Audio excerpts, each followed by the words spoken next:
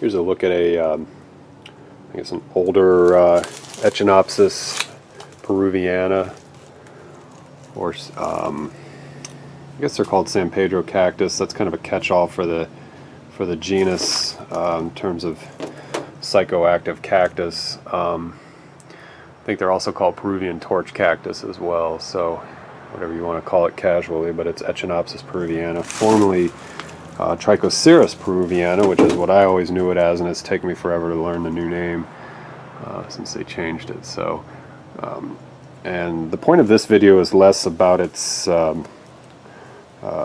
pharmacological constituents and more about just the fact that you can grow these in Central Florida in the ground. This one's in a container, and it's just been sitting here for years, and I've just sort of ignored it.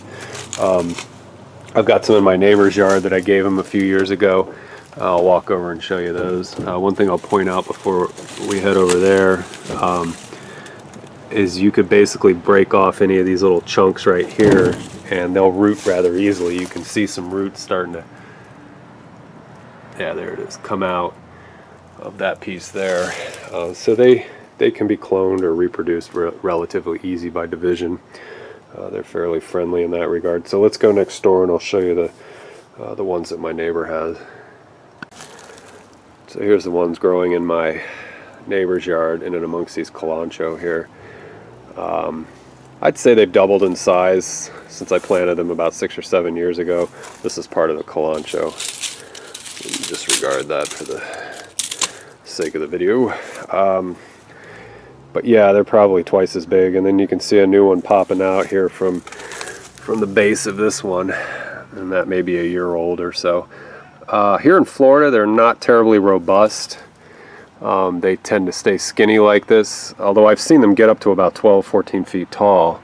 There was one at a friend of mine's yard, basically where I got these as breakaway cuttings, and we had one that was huge. And I've seen them come in from South Florida from nurseries down there where they're a little more robust, a little fatter. So they probably have better cultural conditions where they're being raised by loving hands, etc. So anyway, Echinopsis peruviana, and it's just, again, the video is more about the fact that you can grow them in the ground in Florida without much fuss. These things are kind of under a soffit right now, and they're not getting a heck of a lot of rain.